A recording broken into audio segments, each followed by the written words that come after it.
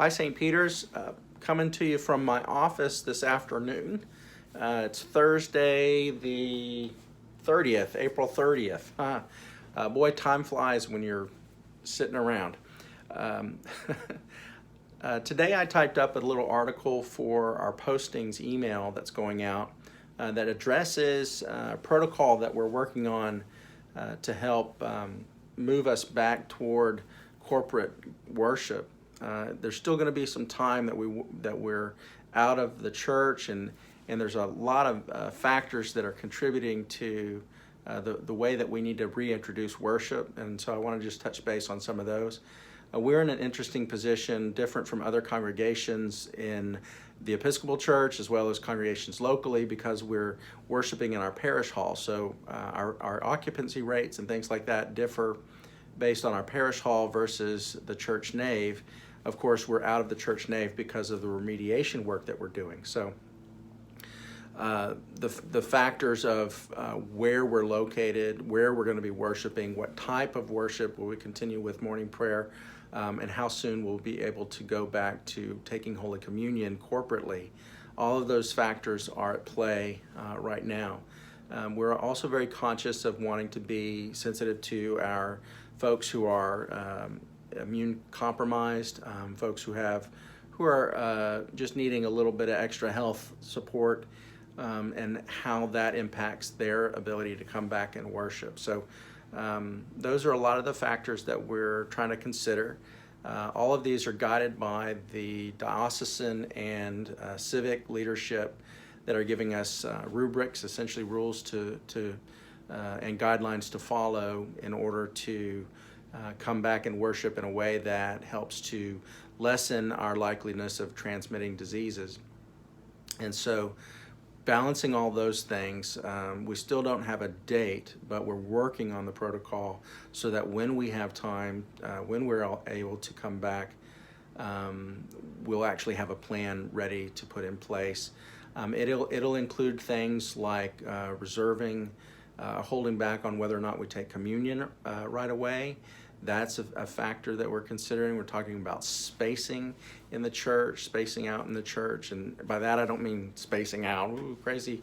I mean, spacing out, distancing ourselves in the church service, and how we do that.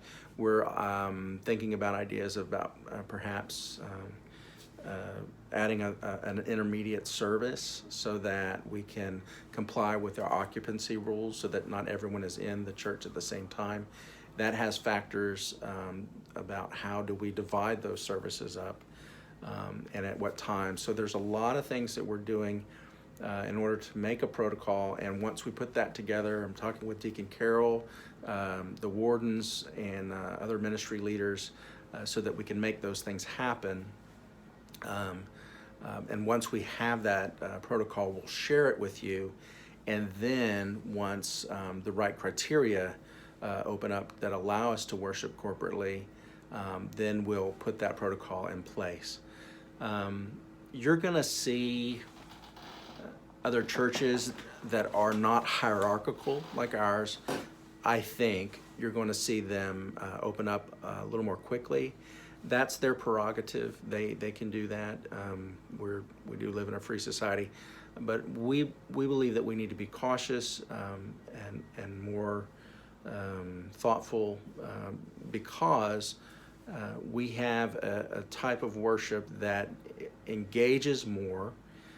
We sing and we speak corporately, and those things are factors in the spread of diseases. We stand and kneel and shake hands, and some of those things we're going to have to perhaps roll back a little bit. So it's not as simple as sitting in a pew and just listening to the preacher or a worship leader sing. And I don't mean to be too critical of that, but ours is truly the work of the people. The liturgy is truly the work of the people, the whole congregation gathered.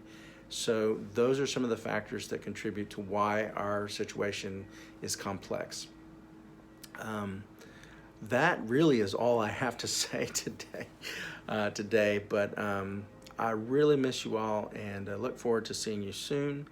And please do leave your messages, your questions, your things like that, either in the comments section below, or please also you can email me. Till we see you, I continue to pray for you, and God bless you, and can't wait to get back together.